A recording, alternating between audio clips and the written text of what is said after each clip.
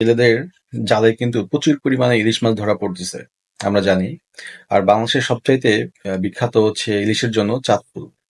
তো প্রশ্ন হচ্ছে, এখন বাংলাদেশে এত পরিমাণ ইলিশ ধরার পরেও কেন ইলিশের কেজি ৩,০০০ ৪,০০০ টাকা? কেন সাধারণ মানুষ ইলিশ কিনতে পারে না? এখানে বড় একটা সিন্ডিকেট রয়ে গিয়েছে। ইলিশের সাইজ বেঁধে দাম বড় ছোট হয়, দাম বেশি কম বেশি হয়ে থাকে।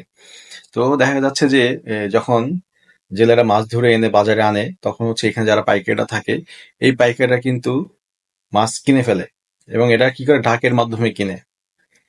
কিনে যেটা করে সেটা হচ্ছে এরা এরা বাজারে একটা ভার্চুয়াল ক্রাইসিস, মানে ইলিশ মাছ নাই, মানে মার্কেট শূন্য করে ফেলে, করে এটার দাম বাড়ায় ফেলে।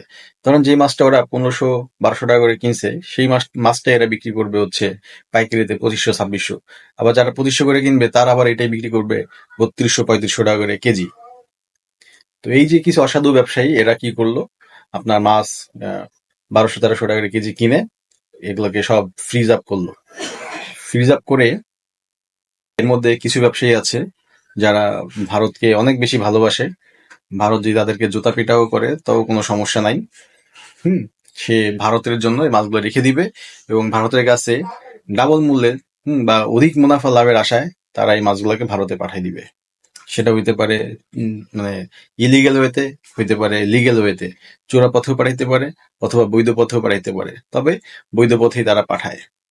এই যে দেশের মানুষ এখন ইলিশ খাওয়ার জন্য বসে আছে, ইলিশ ইলিশের উপর যে নিষেধাজ্ঞা ছিল সরকারের, সেটা উঠাই নিছে। এখন সব জেলেরাই সমুদ্রে চলে যায়, নদীতে চলে যায় মাছ ধরার জন্য, ইলিশ ধরার জন্য, এবং ইলিশ ধরে ধরে আনতেছে। প্রচুর ইলিশ ধরা পড়তেছে, কিন্তু আমরা দেখা যাচ্ছে যারা সারা বাংলাদেশে যে মানুষ যারা আছে, অপেক্ষা করছে এতদিন আজ ইলিশ খাবো, তারা কিন্তু আসলে এই ৩,৫০০-৪,০০০ টাকা দিয়ে ইলিশ কেনার মতো ইফোর্ট কেউ দিতে পারতেছে না। হুম, তারাই হচ্ছে ৪-৫ হাজার টাকা কেজি ইলিশ, বড় বড় ইলিশ কিনে খাচ্ছে, যাদের অবৈধ টাকা আছে, যাদের বেতনের টাকায় হাত দিয়ে লাগে না, যাদের উপরি টাকায় সংসার চলে।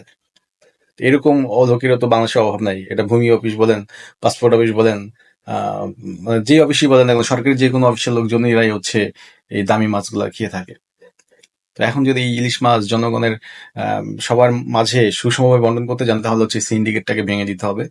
যারা হচ্ছে এই মাছ পাইকারি ভাবে কিনে মজুত করে, ফ্রিজ আপ করে দেশের বাইরে পাঠায়, হ্যাঁ, তাদেরকে বাধা দিতে হবে, তাদেরকে এই মার্কেট থেকে সরাই ফেলতে হবে, তাদের ব্যবসাটা বন্ধ করতে হবে আগে। এরা যদি এই মাছগুলাকে মজুত না করে মার্কেটে ছেড়ে দেয়, সাধারণ মানুষের জন্য উন্মুক্ত করে দেয়, তাহলে হচ্ছে আমরা খুব সহজে এবং কম দামের মধ্যেই বড় বড় ইলিশ খেতে পারবো। তাছাড়া কোনোভাবে আমরা আসলে, এই যতই বলেন না কেন এখন ইলিশের সিজন, মানে এরকম সিজন আসবে যাবে আসবে যাবে, কিন্তু মধ্যবিত্ত এবং নিম্ন শ্রেণী যারা আছে এরা কখনো ইলিশ মাছ খাইতে পারবে না। শুধু ফেসবুকে আর হচ্ছে ইউটিউবে ইলিশ মাছের ছবি দেখে যাবে, আর বাজারে গিয়ে দেখবে ৪,০০০ টাকা কেজি, ৩,০০০ টাকা কেজি, হ্যাঁ ৬০০-৭০০ টাকা কেজি, যেগুলোকে বলে ঝাটকা, ছোট ছোট ইলিশ। আর এই ঝাটকা মাছটা যদি না ধরে, এই মাছে কিন্তু বড় একটা সময় আহ, এই আপনার বড় বড় ইলিশ হয়ে যায়, এবং দাম রেগুলার হয়ে যায় ৩৫০০-৪,০০০ টাকা কেজি। সো বন্ধুরা, ইলিশ যদি খাইতে চান কম দামে, তাহলে ভিডিওটা বেশি বেশি করে শেয়ার করতে হবে, যাতে এটা প্রশাসনের নজরে আসে, এবং এর মধ্যস্থতা যেসব সিন্ডিকেটের কারণে ইলিশের দাম বেড়ে যায়, সেই সিন্ডিকেট গুলাকে চিহ্নিত করে নির্মূল করতে হবে। ধন্যবাদ সবাইকে।